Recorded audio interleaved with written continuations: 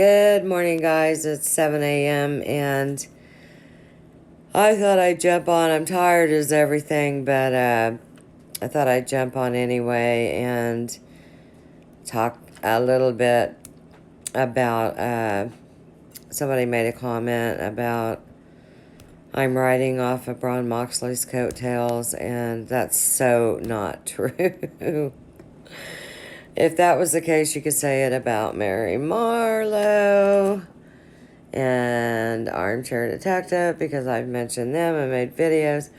Braun and I have emailed, we have talked, and he knows that he wanted to mention me, and I was like, well, I don't know, because I knew people would start that crap. I'm not riding off his coattails. Sorry, I've got a cold too. I'm just kind of worried about him. You know, you got a guy that's been on every day, maybe 2 times a day, and then all of a sudden you don't, a bunch of shit goes down and you don't hear from him. And I reached out to him. Well, he reached out to me on a video about him that I made, and then I reached out to him. And I reached back out to him yesterday or last night and just said, hey, everybody's worried about you. You need to come on. But he told me he's been working a lot and getting off late and that he's just worn out. So, but he would be back on. I wanted to say something to you guys last night, but I feel like it's his place to let everybody know he's coming back. That way people will think, oh, yeah, well, those two are talking and whatever. And we're really not. I mean, a few sentences here and there, just checking up on him because of his depression and anxiety. You need somebody that cares about you, that's going to check up on you. And so that's what I was doing. I'm sorry, guys. Like I said, I just got up, and it's pretty dadgum early. And can't get my phone to sit still. Ridiculous. But and then to the other people that feel that I'm not commenting to their comments, I apologize, because I've just straight up missed them, I guess. It's not done intentionally, because I care about each and every one of you that comments. Even the negative comments, I speak to them. So if I get a lot of comments come in at one time, then there's just a possibility that I've just overlooked it, and I'm sorry. I really am sorry. It's not done intentionally.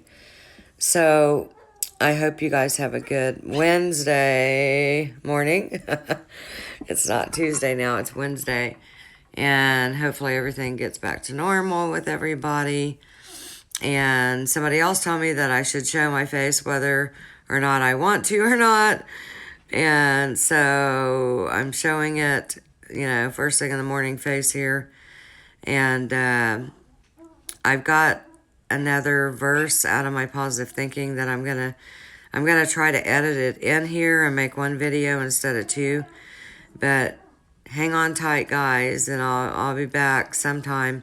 And I hope you guys have a wonderful Wednesday. Thank you for listening and liking and subbing. I appreciate every one of you. Good morning, everybody. It is Tuesday morning, and I'm going to do a short little verse on the Positive Thinking book by Louise L. Hay. And today, she says, release the need to blame anyone, including yourself. We're all doing the best we can with the understanding, knowledge, and awareness that we have. So how true is that saying, that we can't blame anyone and we can't really blame ourselves, although we are at fault at times when we say things that we shouldn't say, when we can't hold our tongue, and I'm guilty of that. We are doing the best we can with the understanding and knowledge and the awareness that we have. Sometimes people aren't quite aware or as much aware as other people are because of the soul journey that you must take to become aware of your surroundings, your own nature of how you are, and coming to a place where you accept you. And if you do things that you don't have to blame yourself, like we all do, things that we regret and hopefully say we're sorry for. But I think she's coming from a positive place in this. So what I'm trying to do is reinforce the positive into the negative. So usually it starts out with negative because most people aren't, that I know, that's my little puppies, by the way, they aren't constantly positive all the time because there's something always going on in one's life. Now, let's talk about Chester Bennington like we did yesterday, and the horrible depression that he suffered, along with a lot of us, suffered the same kind.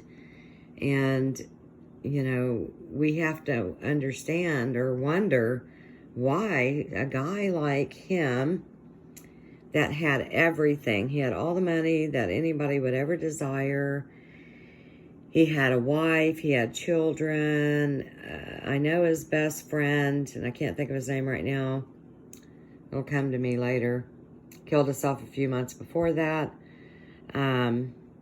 He was with Audio Slave, and I just can't think of his name. But why would somebody get so far down that they can't bring themselves up? And he even said that he should not be alone in his own head. It was a bad neighborhood to visit because of his thoughts.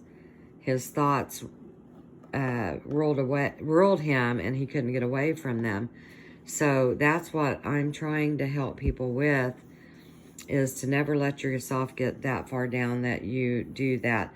Joy and happiness is a hard and lofty goal to reach, because we associate joy with, or happiness with, being with somebody, with having money, with having beauty, with being skinny, being in love.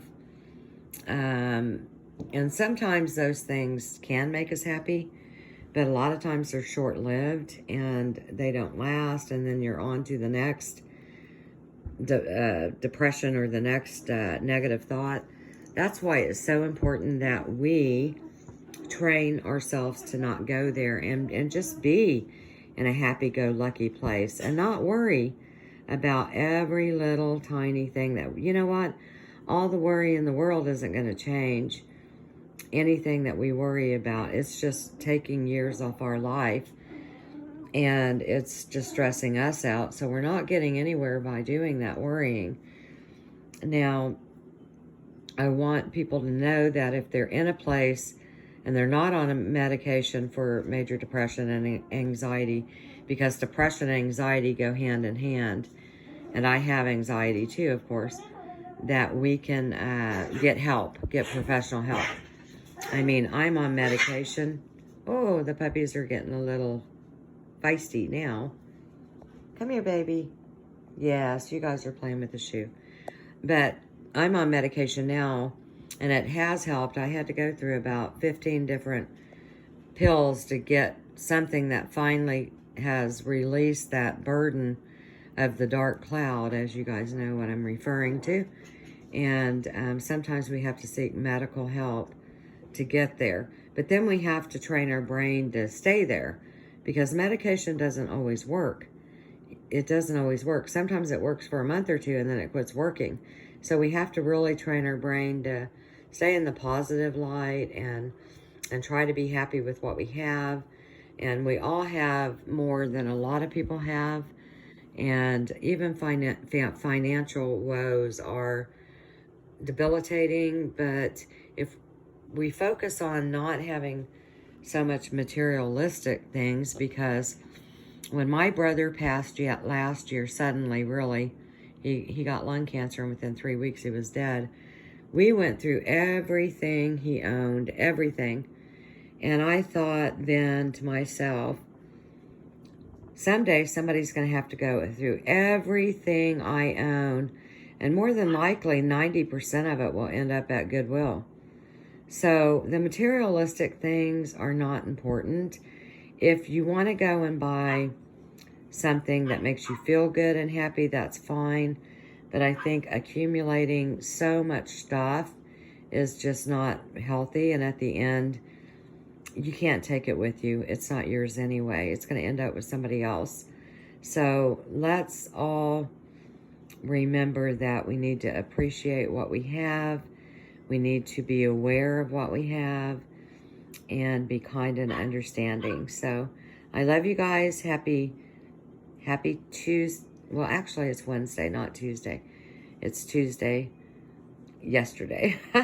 So I hope you guys have a wonderful Wednesday and be blessed and be happy and find joy in your heart. I love you guys.